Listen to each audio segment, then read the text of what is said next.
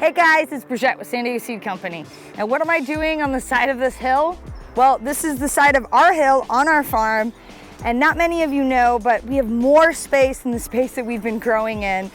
And you know, when we moved into the property 4 years ago, we thought we would break ground down here right away. It's been 4 years, we're finally doing it, but I'm super excited. Today, I'm gonna show you how we broke ground on this native land that's never been grown on, some of the tips and tricks that I've learned along the way, and some essential things that you need to know if you're growing in really terrible soil. So take a look around here and you can see that this is really not prime growing real estate, but it's the extra space that we have and I'm excited to use it. This ground back here probably hasn't been touched in 40 years or so. And it's really dry, dusty soil that has almost no organic matter.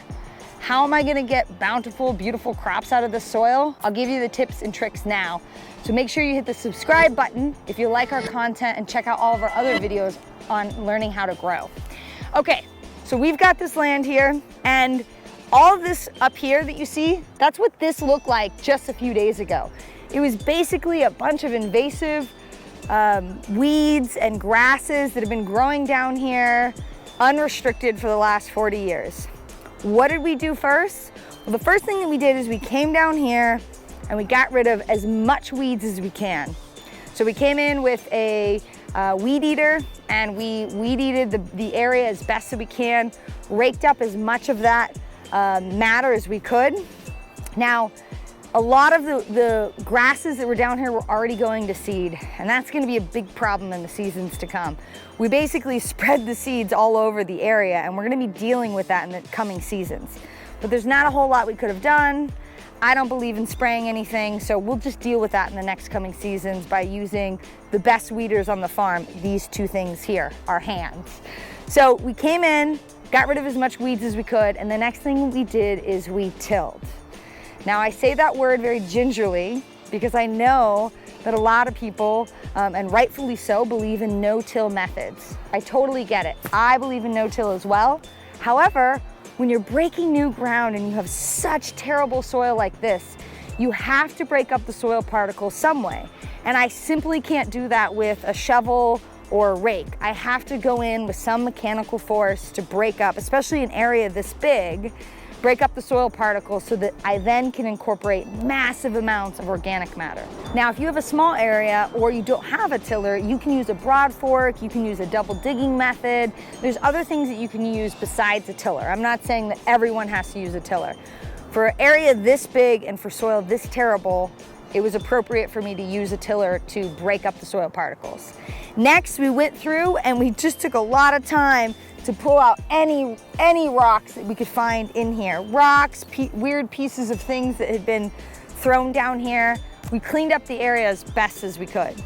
Next thing we did is we brought in truckloads of compost. I can't stress this enough. You guys have seen, hopefully, my other videos on the farm and you've seen how amazing our soil looks up top. Well, our soil up top did look like this. It was terrible, dry, sandy soil that was really devoid of organic matter. This is what our soil looked like up top. This is compost that we brought in.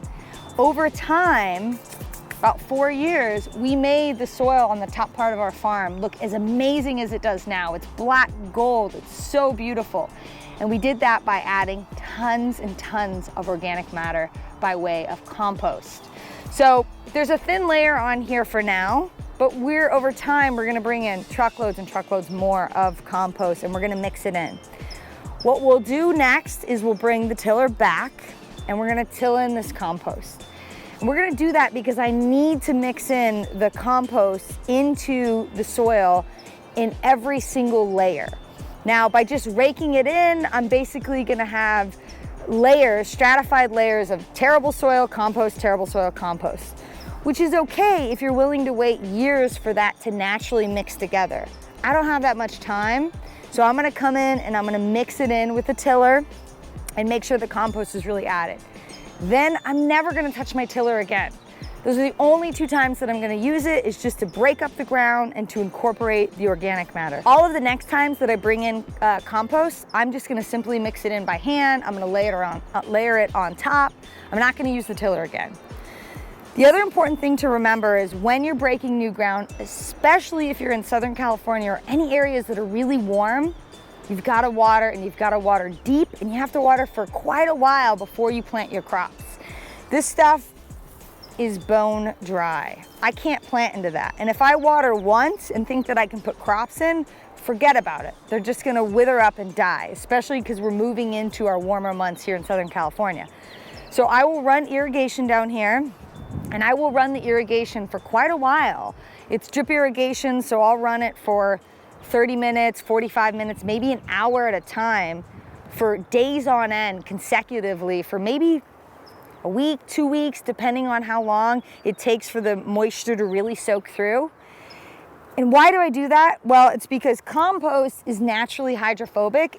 It is not gonna want to take on that moisture right away. So I have to keep reapplying moisture to make sure that it becomes saturated all the way through. Another really important part of this equation is if I don't get moisture down into the top 6 to 10 inches of soil, then all the microbiology that I need to thrive in my soil can't live there.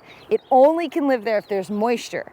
And so I need to get moisture that far down so that things like earthworms and all the good bacteria can take over and finish the job for me. So our next big task is going to be running the irrigation down this crazy steep hill and irrigating this area. I don't really know how I'm going to do it yet. We'll figure it out. Not a big deal. So that's how we've broke ground on this new area. I hope you follow our videos and you can see our progress. You can see the things that we do wrong, because inevitably we will, but also learn from the things that we do right that will help you get really good, beautiful, healthy soil so you can grow massive amounts of food for you, your family, and your neighbors.